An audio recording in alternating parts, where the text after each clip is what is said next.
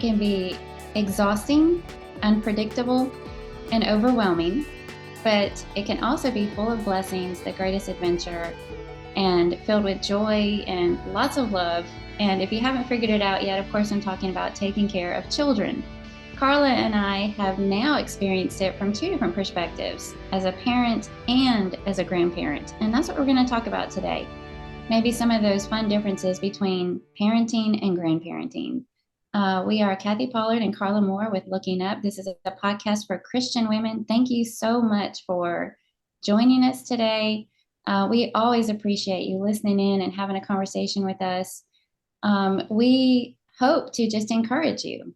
And whatever is going on in your life, in your week, with the loved ones around you, we hope to remind you to just keep looking up and trusting in God.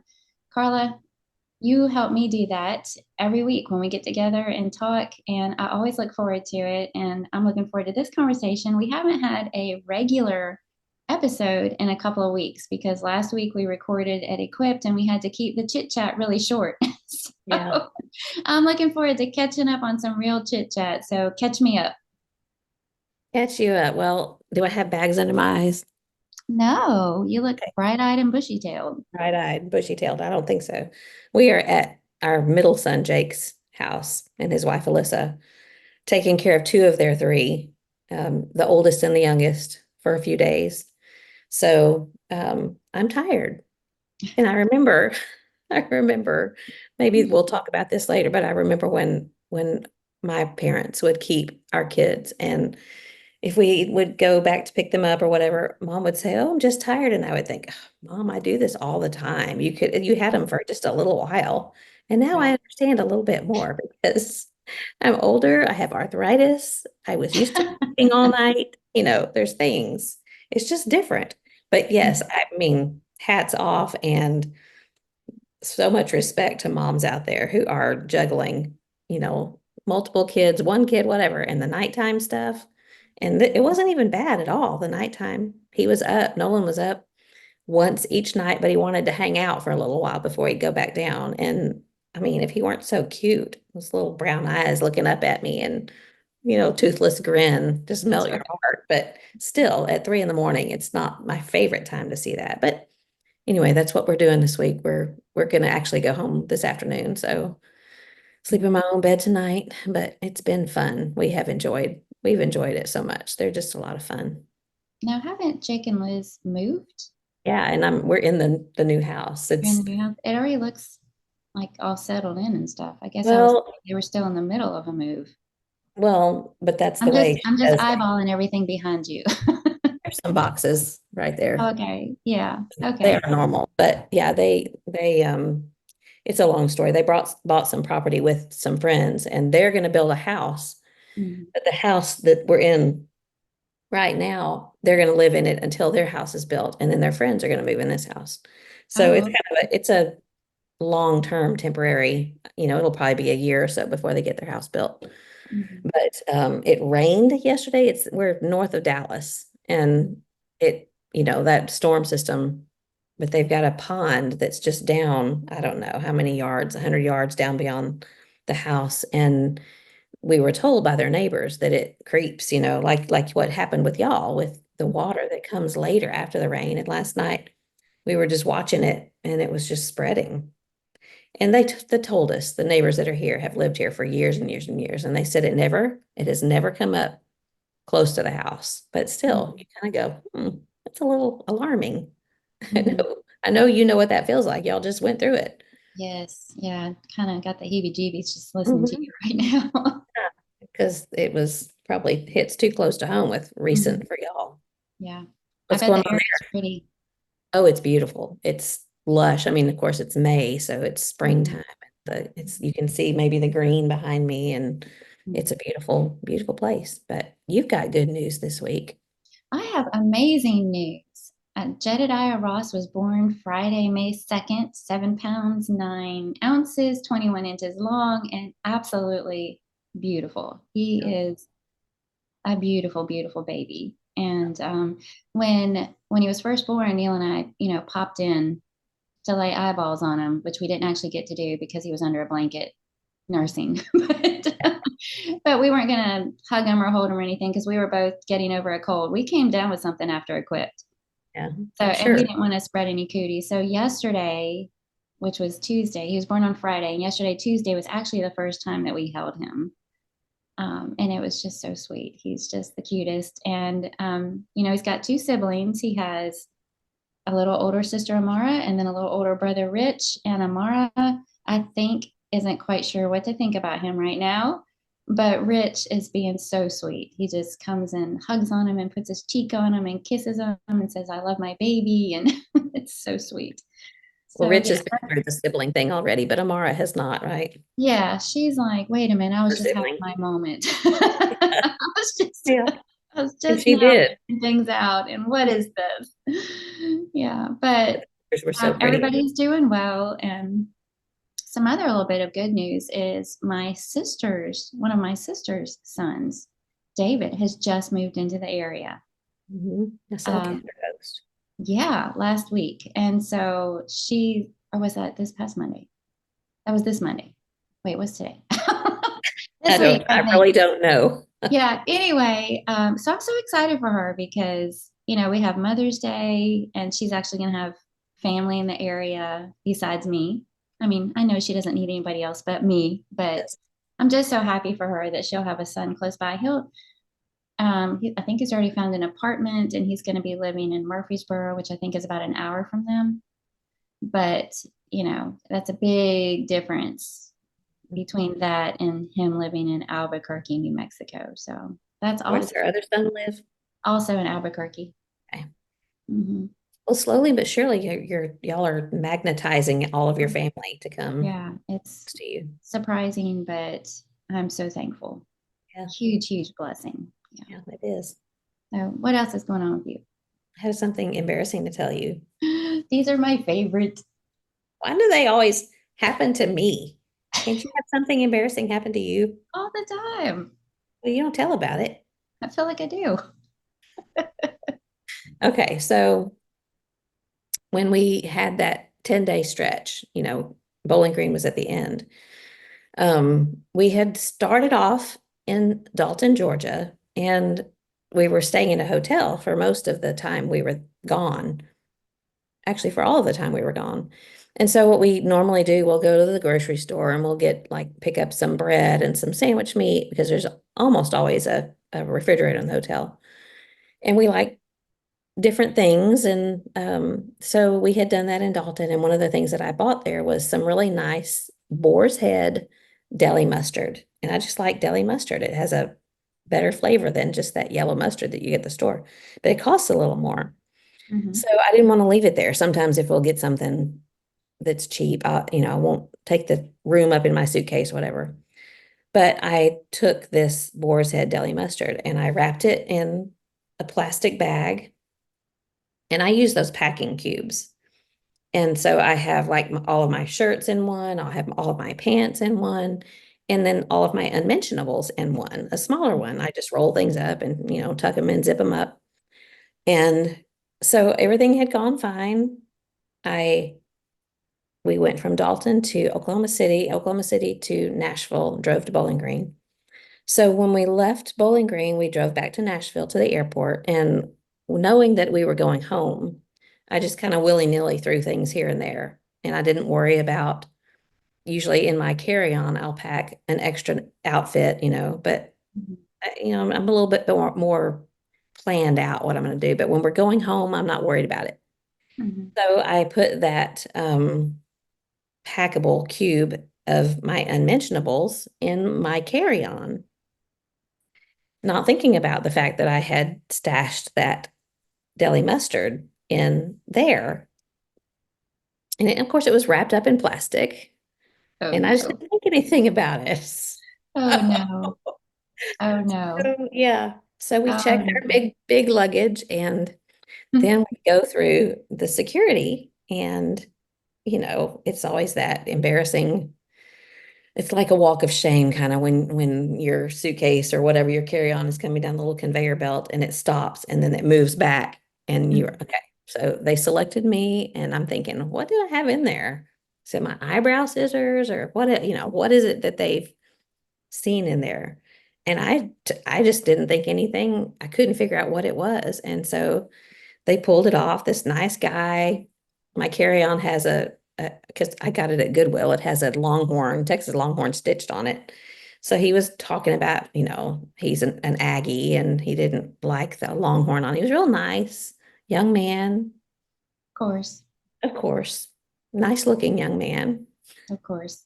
So he unzips, they're always very, very nice, unzips and starts poking and prodding around. And he's looking at the screen above, trying to figure out what could it be. And so, yeah, it was in my bag that I had zipped up with just the unmentionables. And he went through everything else first because I know he could see through in that bag and he knew what it, probably was. And so he lifted it around and he checked everything else first. And then he kept going back to the screen and I was like, Like, what has she hidden in her underwear? why did I do that? So, yes, he had to unzip it. Oh, He were had they to clean or rifle dirty? through. And thankfully, I had washed, everything was clean That's because good because it was at the end of your trip. So, yes, I had washed some things before we left Dalton, and it was just clean stuff. But yeah, he's like, look, he was very nice about it. He didn't like, oh, what are these? What is this? But he pulled the bag out and he was like, spread the plastic out so you could see, oh, that I'm afraid this mustard is not going to be able to go home with you. It's like, everybody stores their mustard there. I don't know why I put it there. I guess it was just a He's place like, I could what store does she it. do? I will never do that again. I will,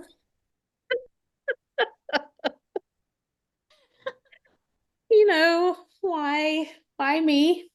It was embarrassing, but I lived through it and I will probably never see him again. But he went home and told his wife or whoever. You'll never, well, they've got to have stories like that all Oh, the time of things yeah, that they find. spouses probably hear all the fun things.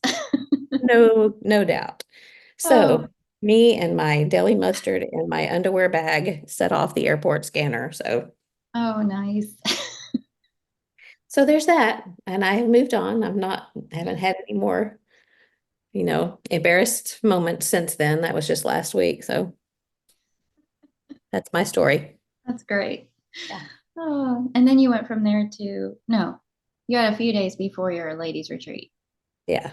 Yeah. Yeah. And that was just close to home. It was 45 minutes from home and it was nice. It was fun because it was just at my home congregation. And I just don't get to spend a lot of time with them the way things are lately. And there are some new members, and so I got to know some of them, and it was fun. I was glad to get it behind me because it was more preparation time and stuff. But it was a good study. We talked about having a spiritual reset, and there was 3 different lessons. One of them was about resetting our attitudes, resetting our expectations, and resetting our actions. So it was good for me, and it was something that I needed.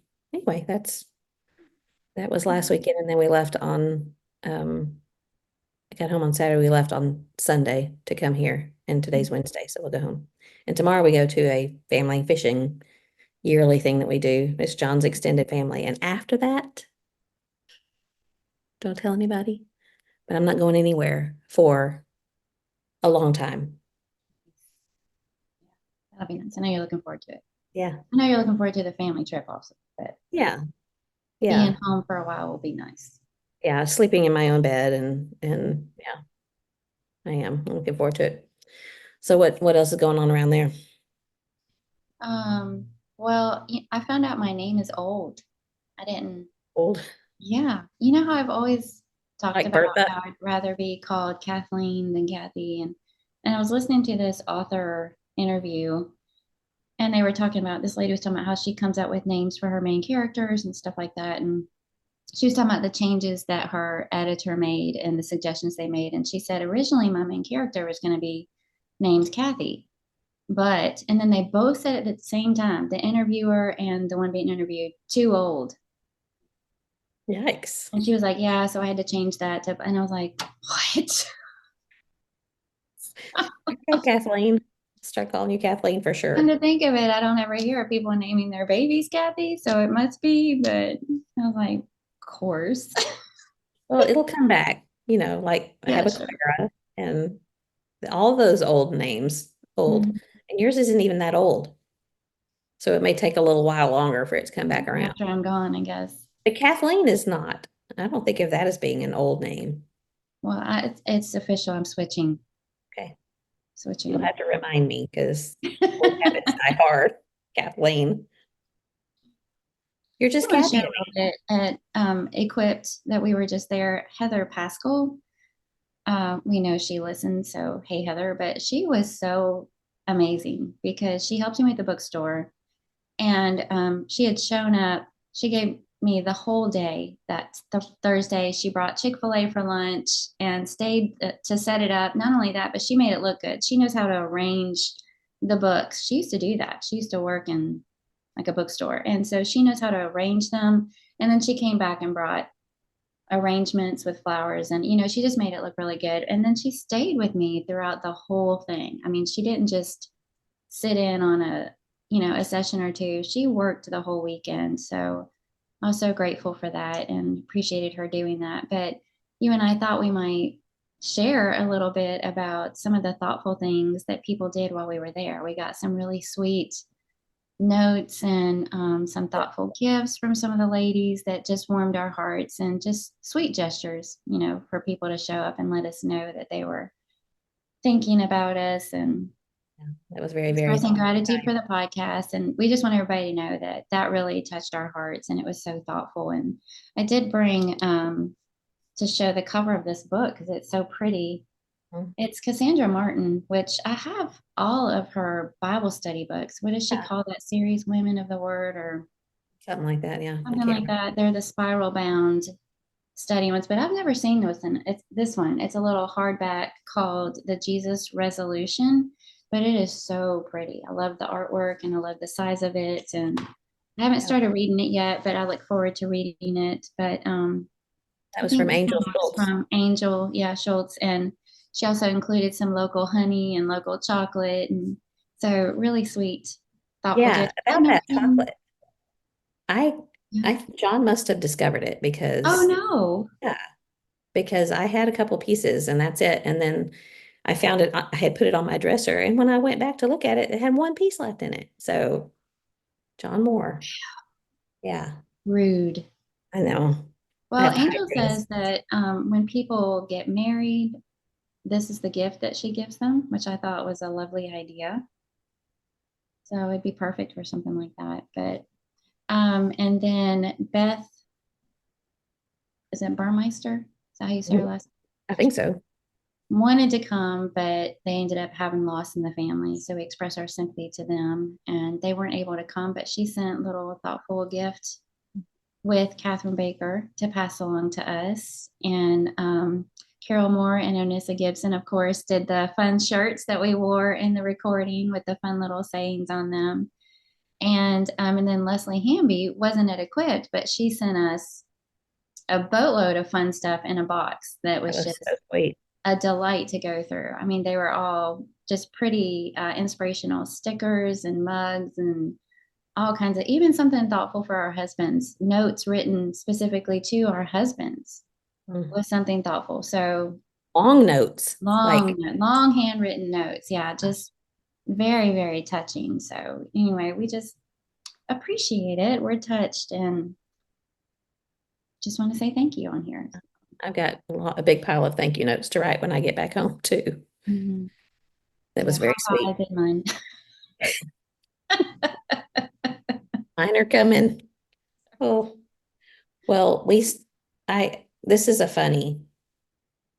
I hope it's funny. Maybe it might give somebody a little bit of a jolt later in the future, but Micah is putting some cabinets in our pantry because I don't know if you remember what our pantry was like when we built the house 30 years ago. The we we we added some square footage. Basically, took the plans, kind of like sliced it in half and moved everything this way. And something happened where we had to end up putting the water heater in our pantry. And it was, great big old water heater. And it was on this platform. And it was standing in front of the cabinet that holds the pantry shelves. So there was a whole section of the pantry that I couldn't really reach. I kind of had to use one of those grabber things if I wanted to get some things out of that corner. So long story short, we took that wall out and Mike is putting some cabinets in there. And one of the things he's doing, it's going to be just a countertop with drawers and cabinets underneath and some shelves across the top. But in the corner, it was kind of dead space. And I saw something on Instagram one time that showed putting a skeleton, a fake skeleton down in an empty space like that, so that later on in the future, when someone demolishes the house, if that ever happens, they'll find a skeleton. So I found a cheap one on Amazon. It was like $16. Probably a waste of money, but we're going to put that down in that spot. And then he'll cover over it. He thinks I'm being dumb, but I just thought it was funny. So I'll send you a picture of the skeleton. It was kind of fun. It's got jointed hands and stuff. So I'm trying to decide, like, to position it like this, like he's trying Oh, to no. push his way out or something. So anyway, I'm just being dumb. But Yeah, that's I'm sitting like this, like yeah. it's been waiting Is, forever. Somebody let is him out. anyone ever going to come get me? Yeah. Yeah. Oh, and we also add this to last week on Thursday last week. Jackson had a little program at school. They called it a living museum, kind of a history thing. And each kid in the second grade, well, I don't know if it's every single class, it was a social studies class. They picked a character from history and they dressed up like that person. And then in the cafeteria, they sat in chairs. There's probably 40 or 50 kids spaced like 5 or 6 feet apart. And he was a Navajo code talker. So we drove down on Thursday and got to have lunch with the kids at school. And their lunches, Emmy's lunch is at 10:50 in the morning, lunch at Oh, 10:50. yeah. And then his is like 11:05. So they cross over and we got to, you have to do all kinds of things now to get to have lunch with kids in school. Used to, we could just walk in and out of school, but because of the way things are now, you can't do that anymore.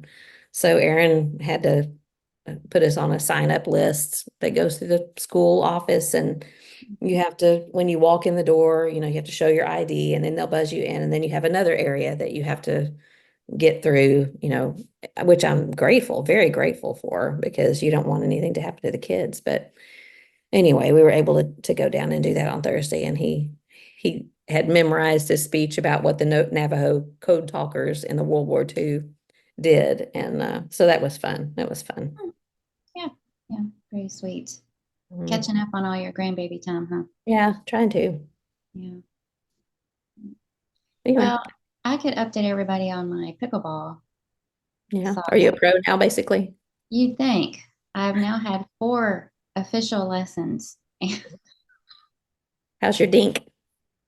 It's pretty dinky. Are you dinking in the kitchen?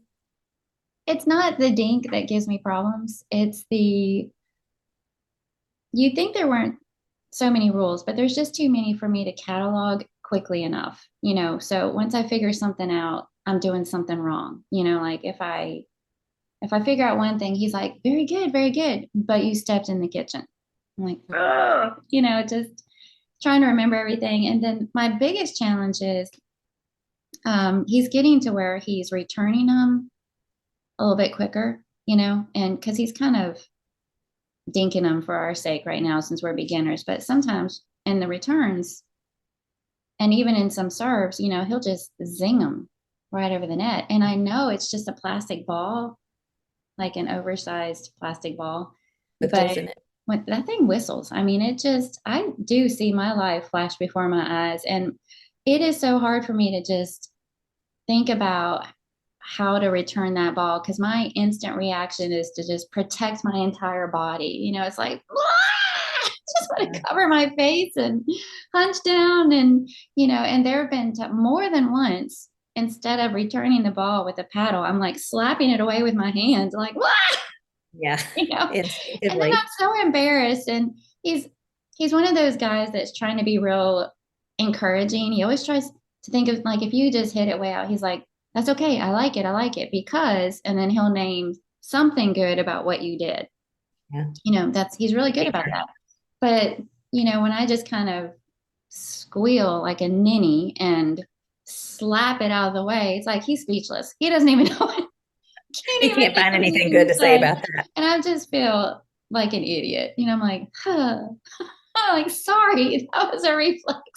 Yeah. Well, Involuntary.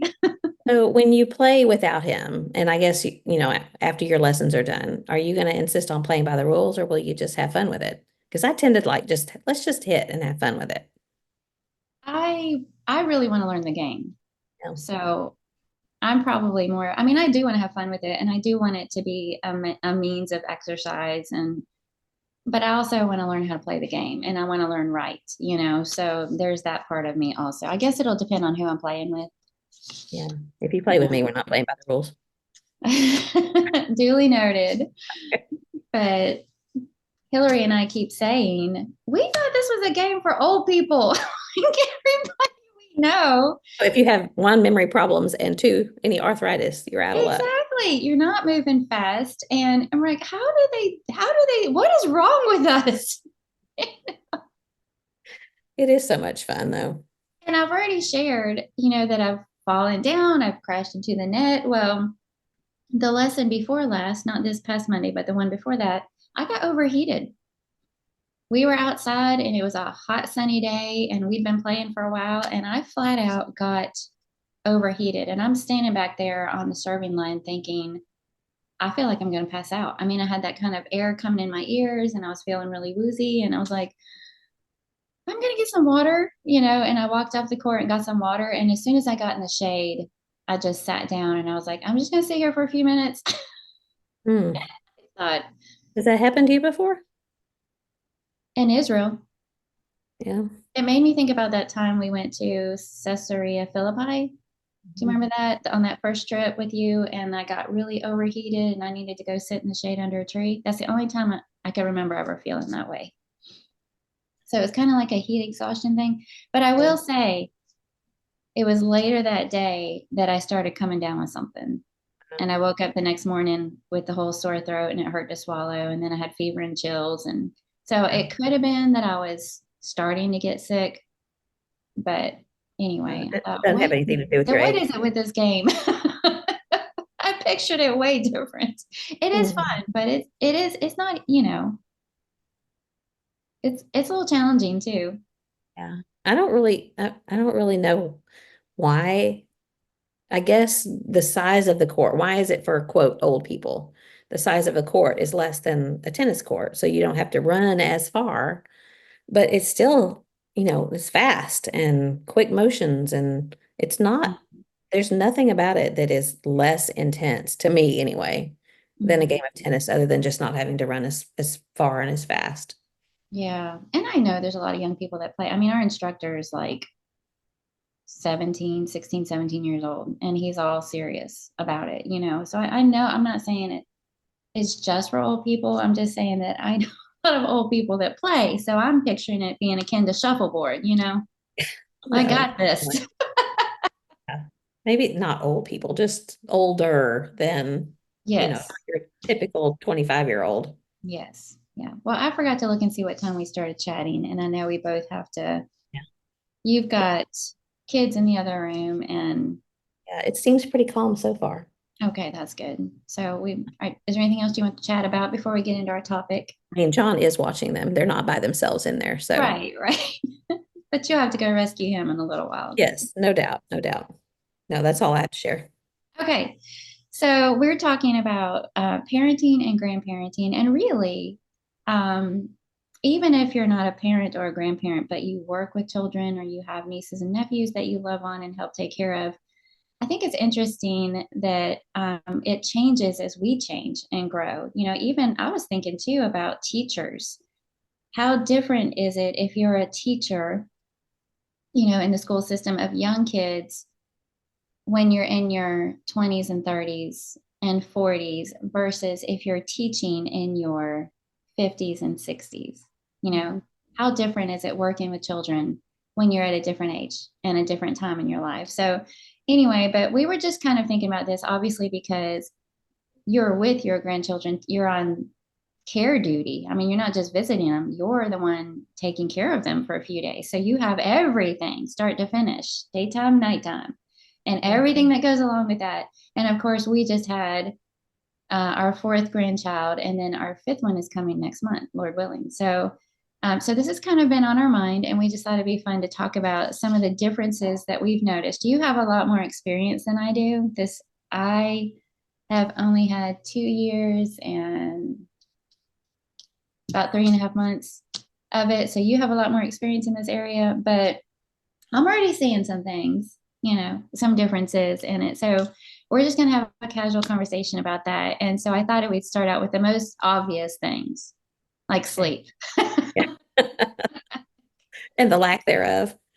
Yes, yes. So obviously, there are things that are much more difficult about parenting, and when they're young, especially the physical things Man, that it calls for, just the stamina of caring for children on little to no sleep, and the 24/7 nature of caring for babies, constantly needing attention and care and everything. There's that obvious physical difference of when you're a grandparent, you probably only you only see them for a little bit at a time, or keep them for a few hours of a stretch. You get to go to bed.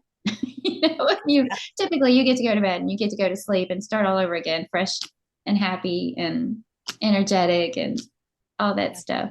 Um, and another obvious one is just the less stress of, when you're a parent, everything's on you. You're training every single thing and you're equipping them for life. And, you're it. The buck stops with you because it's your responsibility and God's given you that responsibility.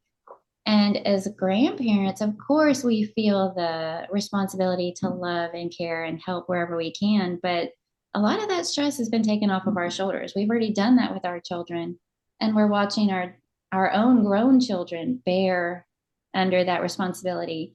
And it's been kind of interesting to feel yourself, and you can chime in here if it's similar for you. I feel more like the cheerleader sometimes for my grown children, and because especially we've been having some conversations with Gary lately because their time is coming. They're about ready to have their first child next month, and the questions are coming and they're nervous, and what are we doing? We don't know what we're doing, and I feel myself saying, no, but I remember feeling that way. But first of all, God is with you and you'll figure it out, and it's your child, and some things will be hard, but some things will be natural. I feel like myself just like being supportive, and so in that way it's different also, is the level of stress, the different types of responsibilities that you feel, so there's some kind of no duh yeah.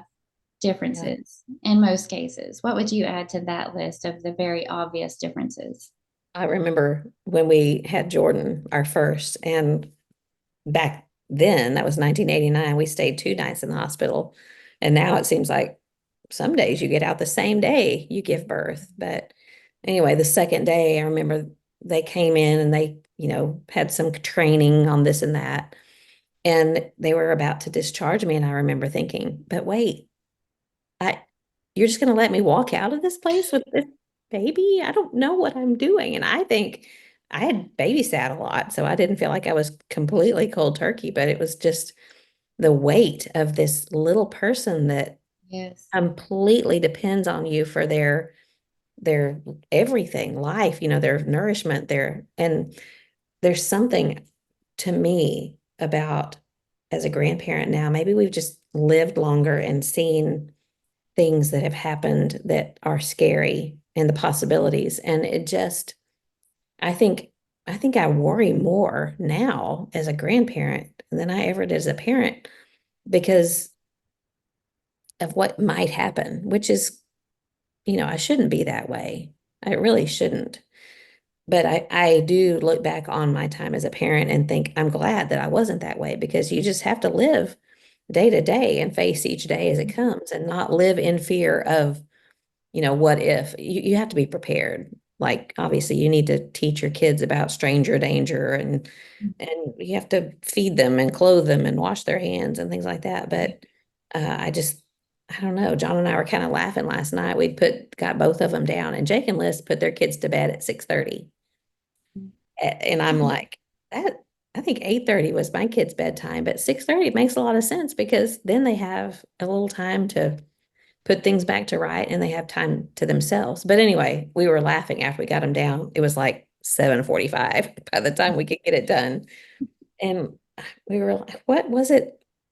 Why is it so exhausting now? And it wasn't so much then. And he said, well, some of it is we had our own routine. It was our space and we had our routine. Of course, we were 30 some odd years younger too.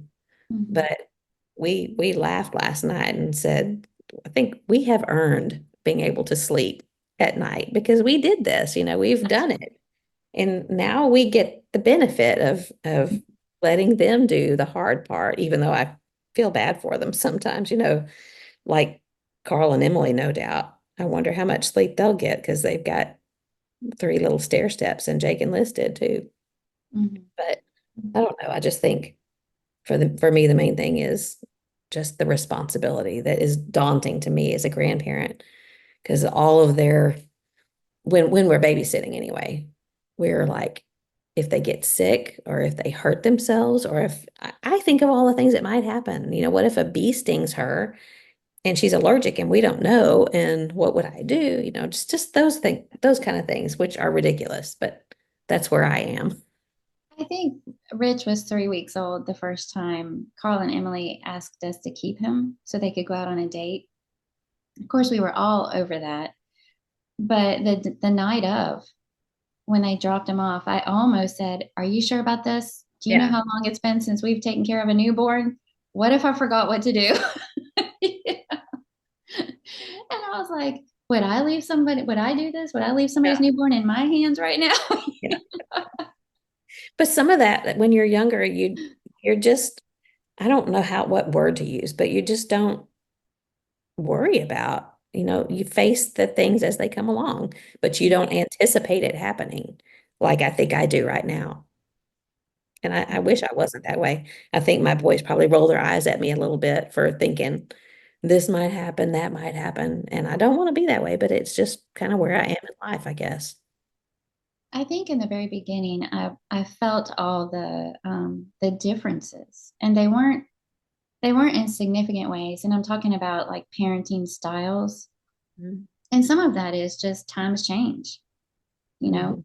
when you start feeding your baby, what you start feeding your baby when Yeah, your baby starts eating, all of that is different. How can something like that fundamental, change? yeah, Nevertheless, so in a way, it makes me feel dumb, and clueless because they're just things that, and I try not to say so often, well, back in my day. we didn't do that when I had it, or when I did it, they Yeah, didn't have that. They didn't do that. I didn't know, it's like, I try not to say that because it makes me look so out of touch and clueless, but a lot has changed. And so where was I going with that?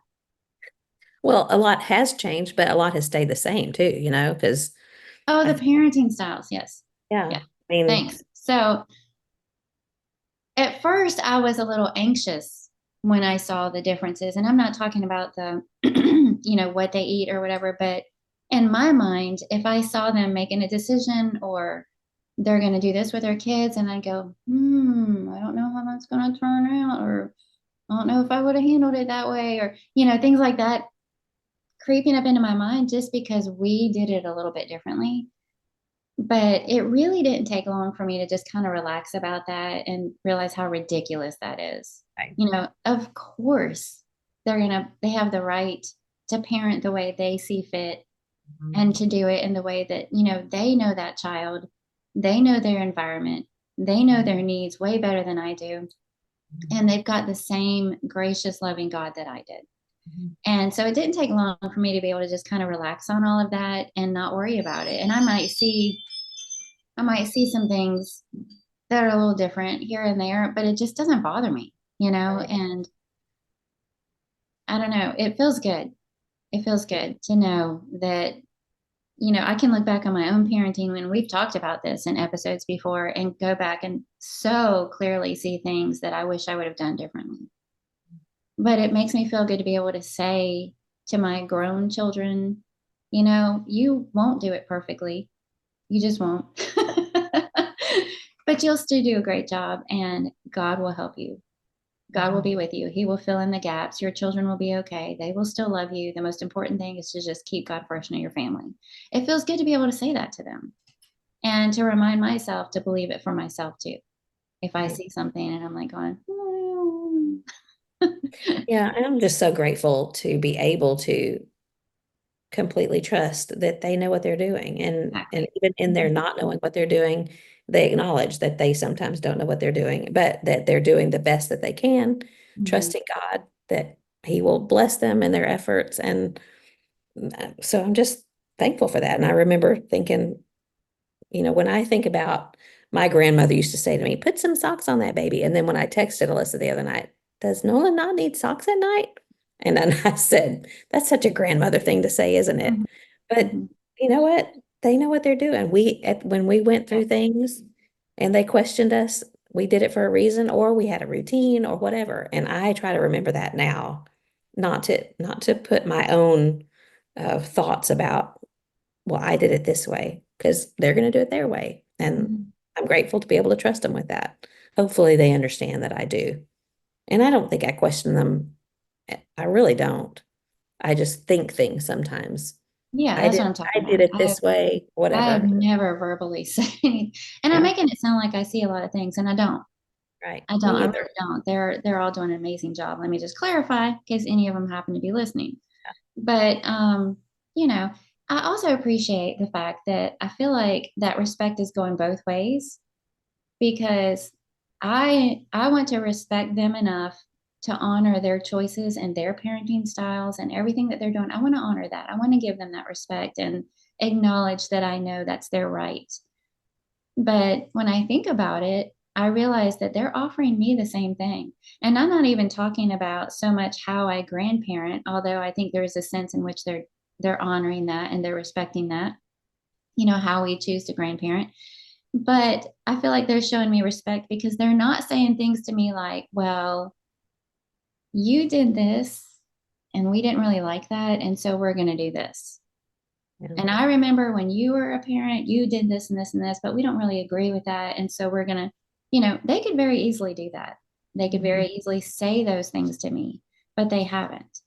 And Right. I feel like that's a form of respect, Yep. too, that they're showing me. So really, it's just reciprocal and it's having this love and trust and grace. And, in a sense, the whole it takes a village is true.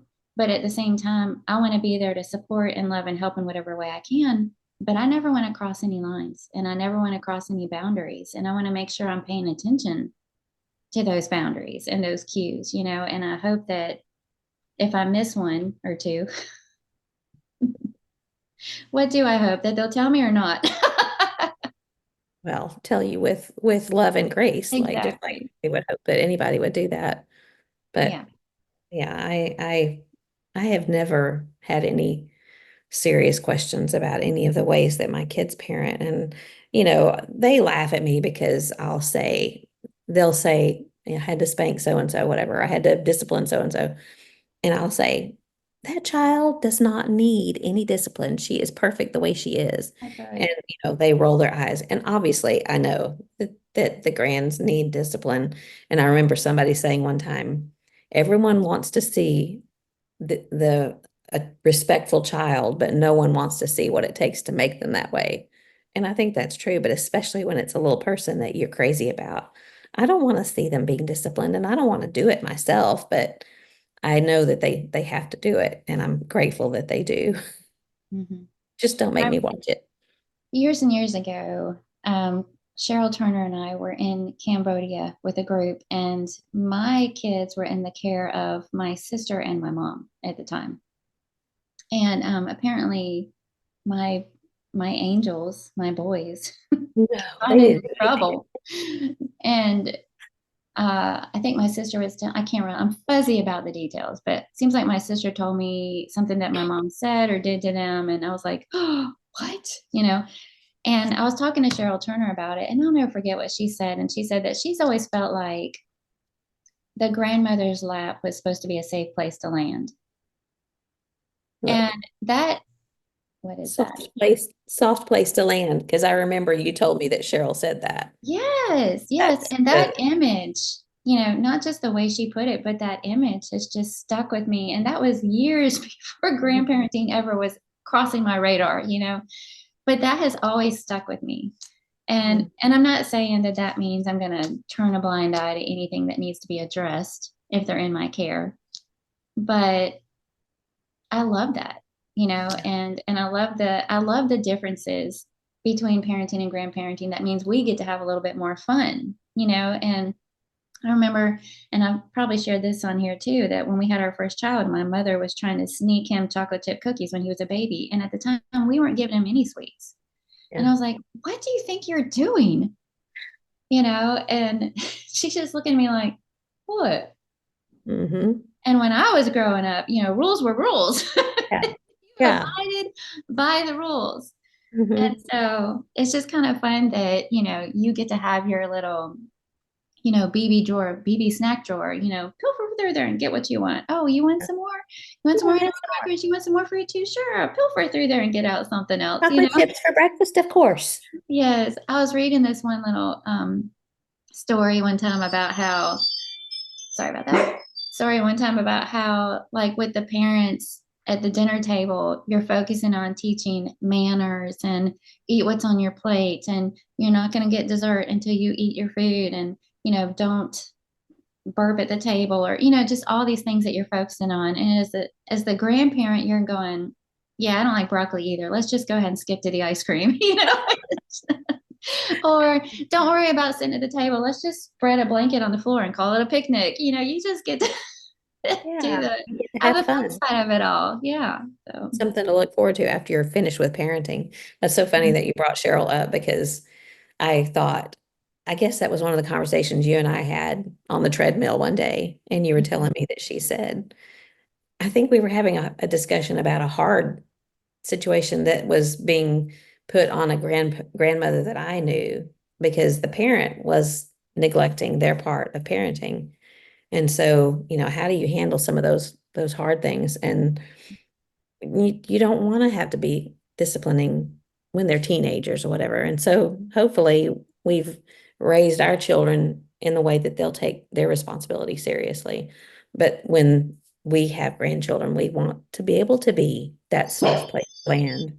And thankfully, um, I've seen that. I've seen that in both ways where they can, and then other times when they have to be the disciplinarian because they're having to raise their grandchildren. So anyway, I'm thankful to be able to hope that I can be a soft place to land.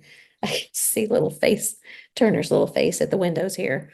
we've both got distractions because my ring keeps going off, and, and then Ollie does this little, like whisper bark. Yeah. Yeah. Just in But case you need to know, there's someone at the door. yeah, by the way, woof. Yeah. Well, I think you never know how you're going to feel in a new phase of life and a new role. And I certainly didn't know what to expect and how I was going to feel and how it would turn out or anything like that. But here's one thing I'm grateful for. I kind of worried about myself in an area that turned out to be not a big deal for me. And I'm so thankful. And the thing I was worried about was being jealous. And I know that sounds terrible and petty, but I just thought, what if they don't like me as much as they like their other sets of grandparents? Or in all of the situations, I'm so thankful that um, in all of our grandchildren's situations, they have both sets of parents and both sets of grandparents. You know, Mhm.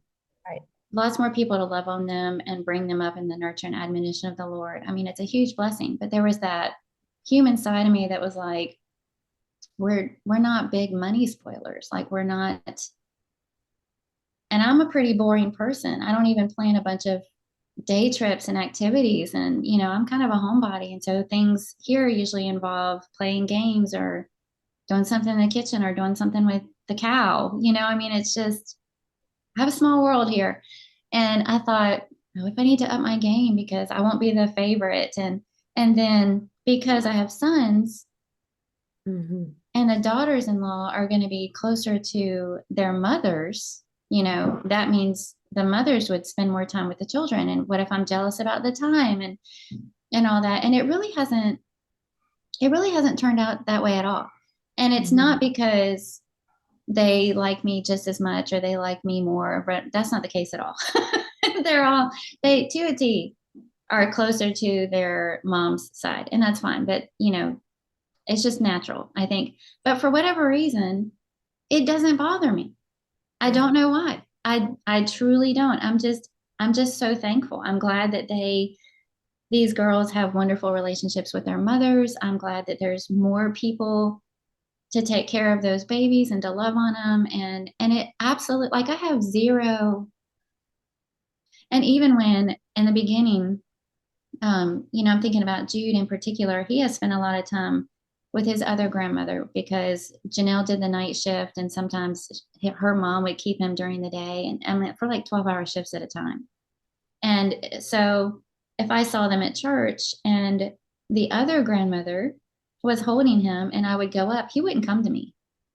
For a while there, he would just turn away, and it would kind of make my heart squeeze a little bit, at the time. I was like, oh, and it got to where I wouldn't even try because I didn't want that rejection, if you will. I wouldn't even try to pull him away from her if I saw him at church.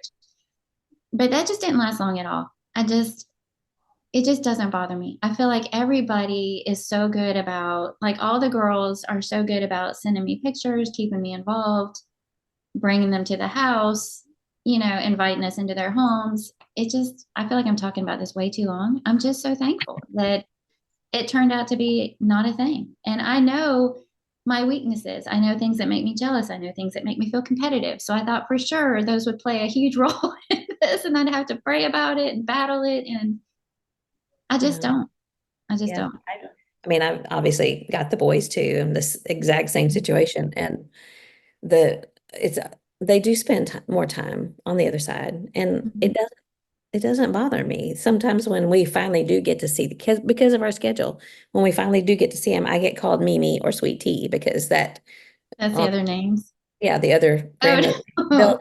I have been called Mimi Yaya so many times because they'll start out Mimi Yaya. Then they realize, oh, that's Yaya. But it doesn't last long. And it doesn't bother me. It's just kind of a natural thing. And I'm grateful for that. But I also think about my own grandparents and I lived, we lived in Central Texas, and both of my grandmothers, because my grandfathers were gone pretty early, they lived in Fort Worth. And so we were about 3 hours apart. And then when we would see them, we would see them both in the same trip most of the time. And I never thought anything about it when I was growing up. That was the way it was. And I didn't have, I know that one of my grandmothers had more money to spend on us than the other one did. Mhm. But I did not have any different feelings between them. I loved and adored both of them. Mhm. So I always remind myself, I don't really worry about it now, I think, as young as they are.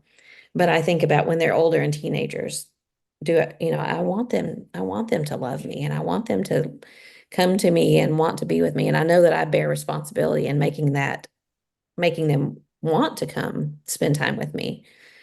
And that's something down the road to think about and prepare for now, but think about it later. But I never had any different feelings toward my grandmother. So that makes me feel better that Mhm. I really don't think that they're going to prefer one or the other. It's just, one of them was my Mima and the other was my grandma. And Yeah. so my grandkids will have their Mimi or their sweet tea and they'll have Yaya and they're going to love me. I have to be content with that. And then I know that they will. Mhm. Yeah. Yeah. That's good. Well, okay. So another difference that I thought about was seeing the details. Yeah. I think that as a grandmother, you have what's the word I'm trying to find? You have the luxury, that's the word, to kind of pay more attention to the details. And I'm not saying that moms don't do this. I just think that moms have a lot on They're their busier. plate. Mhm. And next thing you know, and I know apparently they hate to hear this, but next thing you know, it's all over. Yeah. Yeah, their kids are grown up and it's all over. But I feel like as a grandmother, you have a little bit more time to kind of take a breath and just sit back and kind of watch and smile and be like, oh, look at, like you just kind of have the luxury to take in some more of it, some more detail, pay attention to the details because you don't have all of those other responsibilities on your plate and you're trying to keep everything up in the air, at the time. So that was another one that I thought of as a big difference. Yeah, I love seeing the details of, and I think we talked about this on an episode before, but the details of my sons in their children and Yeah. remembering. And Nolan is Jacob's, and he's got darker eyes, and he's the only of all of my grandchildren that halfway resemble the Garner side. And just looking at them and seeing the little bits and pieces of what I remember from their daddies is just a Mhm. very, very sweet thing. And personality traits, and Jackson's got some athleticism that is like his daddy and his mama, because Aaron was an athlete too. But it's like you say, it's fun to notice those details. And Mhm. maybe you're talking about different kind of details, but those ones that came to my mind. I just meant like in the children themselves and the activities of the day. I just feel like when they come over here, say we take Rich outside, and I'm just walking around. I'm so content to just walk around and pick up leaves and look at them with him, and I'm so content to just come in the house and take a pile of leaves and glue them on a sheet of paper and just I have the time and the patience to just sit there and watch him, or if he doesn't want to, if I have a schedule in mind, but he's kind of different with how he wants to handle this schedule. He got bored with that book a lot quicker than I thought he would. So now we're moving on to the next thing. That's fine. Okay. And I just feel like I can just watch him at his pace and I just remember being a mom, even though I was a stay-at-home mom, you just have so much going on and you kind of I felt like as much as possible tried to keep them on a certain schedule and I know I missed some of the details, especially when I had multiple children. So that was just when can you hear my husband talking? No, I can't. Is it coming through? If I look distracted, it's because I can hear him going over his sermon. See downstairs? When you were talking, I don't know where he is. I sent him a text. I can hear you, but apparently he does not have his phone with him, and I'm wanting to yell, stop it. Yes. No, I can't hear anything. And that's So happened to me before when if it John gets was doing picked it. up, yeah, sorry, he doesn't know Get that a his voice. preview of Neil's lesson. I think he's upstairs, but his voice is carrying down the stairs. He was Well, it's running on the treadmill, and then I think he was outside, which is why my ring kept going off, and now I can hear him preaching. So this it's is okay. why we don't typically record when we're both in the house at the same time. Yeah. Okay. Um, Another difference I saw, and we kind of touched on some of these already, is that you're more of a supporter instead of a driver. You know, Thankfully. you don't have to be in charge Mm. of everything. You just get to show up and love and support and encourage. And Yeah. again, I'm not trying to make this sound like I do think we have a beautiful gift to be able to help bring our grandchildren up in the Lord too. It just looks different. We can read them Bible stories, we can pray with them, we can talk to them about God, hopefully set a good example for them, but we're still in the supporting role. Not And primary. yeah, their parents have that main role of driver and all of that and bringing them up in the nurture and admonition of the Lord. So, And I would like to just say publicly thank you to my children and their spouses for allowing us to be the yes. support role and not the primary, because I'm so, so, so grateful that they do take their job seriously in teaching them about God and the love of God and who He is. And I, like you said, I can support that and encourage that, but I'm not the one that has to take the primary lead, or I say has to. I don't, because they are, and I'm so grateful for that. Mhm. So young parents out there, just know that your parents, the kids' grandparents are, that's something that we think about. And it's Mhm. a good thing to know that your children are doing that. Mhm. Well, when you found out you were going to be a grandparent for the first time, I'm sure, like me, everybody came up to you and told you there's nothing like it. There's no words to describe it. It's amazing. And I believed him, but it's true. Until you experience it for yourself, it's really hard to describe the difference. And and it's just been fun to watch all the differences unfold in surprising ways. Some things I expected, of course, like we've talked about, some obvious things, but there were some other things that I didn't expect or didn't know to anticipate that have just been beautiful. And it really is a huge blessing. And I was thinking about too, in preparing for this conversation, that we're talking about sort of traditional grandparenting.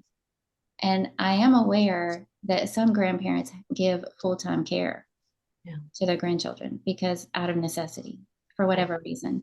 And I'm sure even then, even though they're full-time care, they are driving instead of just being in a supporting role. And they do have the responsibility to do all that stuff. But I'm sure even then it would feel different parenting as a grandparent Mhm. than it would when they were parenting their own children for the first time. So I'm sure there are still some differences, even though they have some of those heavier responsibilities that we're talking about not having not having to worry about. Yeah. I also thought of the things that are the same. So maybe to round out this conversation a little bit, both involve lots of prayer for those children and their little souls and the care that they're receiving and their life ahead of them and their future spouses. I mean, just everything. You pray for them just as much as you do your own children. Lots of love for them, lots of pride in them, and then we have the same aim, which is heaven, of course. Um, so there are a lot of things that are the same too, and just everything just seems more enhanced is the word that keeps coming to mind when you think about the differences between parenting and grandparenting. It's like all the good things enhanced when you get to be a grandparent. Yeah.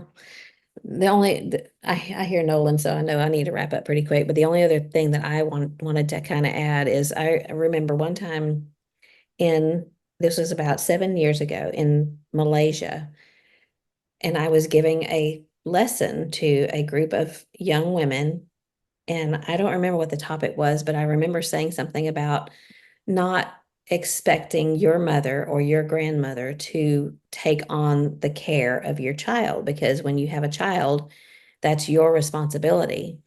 And I remember there being a lot of faces in the audience that were kind of taken aback. And I thought, how when you're giving a lesson and you see feedback and you're like, was that something wrong? So I talked to a couple of them afterward, and culturally, it's a great honor, they think, to not necessarily turn over the care, Mm-hmm. but for the grandmother to teach their grandchild. And there's so much respect for the Mm-hmm. elderly in that culture, more so I feel like than in our own culture. And so, while I don't want that responsibility, and that sounds selfish, and I don't mean it that way at all. But Mm-hmm. I like what we've been talking about this whole time, that we enjoy grandparenting and don't want it to feel like a responsibility. And if that sounds selfish, I apologize, because I don't want to be selfish, but I do want to enjoy my grandchildren, and I am grateful that their parents have the primary responsibility for teaching and training and all that. But I do know that in some areas it's considered an honor, and grandparents want that. And I don't exactly know how that works. And maybe that would be an interesting conversation to have with someone from that culture. But um, I I know that there's a lot of wisdom in grandparents, and we want to do what God wants us to do and imparting that wisdom without overstepping our bounds. But anyway, I just thought that was kind of interesting to think about how they might perceive that. Yeah. And I think too that becoming just like becoming a parent, doesn't mean you know everything automatically in the beginning. It's the same thing with being a grandparent.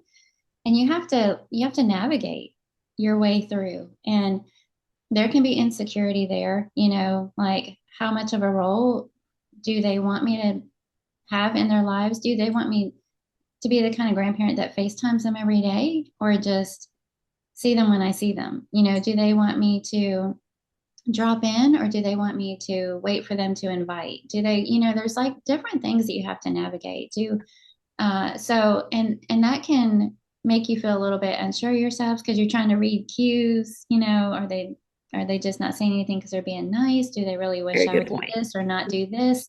So there needs to be some understanding on both sides. Communication. Whatever you think you are expecting from your parents in their role as grandparents, they may have no clue how Yeah. to how to proceed Yeah. because they're unsure of that. Would you resent that, or do you resent the fact that they're not doing that? So um, you kind of have to figure out this kind of navigation, just like parents do when they're navigating parenthood. There's a bit of that too when it comes to learning your role. What's my role in discipline? What's my role in teaching? What's my interaction level or whatever it is? You got some figuring out to do and Yeah. not I wanting just to. had I just had a conversation with someone who was saying the same thing about, I thought it would be this way with my mother. In other words, grandmothering. And I said, well, we, speaking as a grandmother, don't always know what you want or expect. And so I was trying to like mediate, not necessarily mediate, but just give her a hint of what we grandmothers feel like. Because if you haven't communicated your expectations, then we don't know. And we're kind of stepping lightly, not wanting to overstep. So communication would be important. Mhm. Well, one time Emily even came right out and said to us, "How do you feel about the amount of time that you're getting to spend with our children?" Mhm. And at first I was like, "Why is she asking me that question?" I was trying to figure out, is she trying to come around to saying something that needs to be said? But I really think she was just wanting to know, you know? And so I'm walking around. Let's wrap this up, shall Yes, we? let's Do do. you I have hear crying going do you on. have something good for Is there you? crying going on there? There's no crying going on here. There might be about to be. Do Yeah. you have something good for you? I do, and I don't know that it'll be available for everyone, but my daughter-in-law Courtney just showed this last night on her Instagram, and I talked to her a little bit about it. It's on the HEB app, but I wanted to see if maybe Kroger had it or some others, but there's an ability when you have recipes from the grocery store, you can go to the tab that says shop my recipes, and then the whole recipe, you can click them all and it'll show up on your shopping list if you do a pickup order.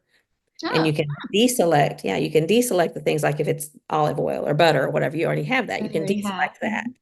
But say you've got this recipe for spaghetti, you can click everything on that list and they'll add it to your shopping cart and do the shopping for you.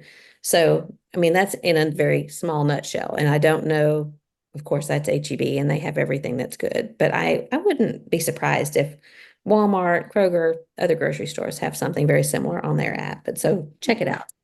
Yeah, that's neat. Mine is Essie on a roll apricot, whatever, cuticle oil. Okay. And this Heather Pascal showed me this when we were working the bookstore at Equipped, and I love it. I ordered some like same day because it's travel. You can travel with it, and it's got this little cool roller, cool Don't as pack in it in your temperature wise underwear. because it's kind of this like stainless steel roller ball right there. And so you can keep it in your purse and you just rub it on your cuticles all the way around and then kind of massage them in. And so my cuticles are just taking a beating, and I love having Pickleball. something handy like this. Plus, it smells good. But just don't be like me. So when mine showed up and I used it for the first time, I touched it to my cuticle and I wasn't sure it was coming out. So I thought maybe you have to squeeze it when you do it. Well, when I squeezed it, it just went bleh. Just a big Whoops. old glob of it came out. You do not have to squeeze it. You literally just barely touch your cuticles and it rolls right on there. So Good but to know. it's inexpensive. Essie on a roll apricot cuticle oil. Hey, Thanks to that's on Heather your Pascal. honor roll of good things. On a roll. That's right. We are on a roll. So I've enjoyed chatting about you. Really, I just wanted an excuse to talk about our babies. Yeah. We could probably come up with another one. We probably could. Thanks to everybody for listening in. And whether you're a parent or a grandparent, as always, we welcome your input. If you found any value in this episode, we also ask you to do us a favor by subscribing, clicking like, sharing. All of these things just help us get the word out and expose it to other women. We do not monetize. We have no interest in monetizing, but we are interested in encouraging as many people as possible. So thank you for hanging in there with us, Carla. Until next time, Looking up. take care.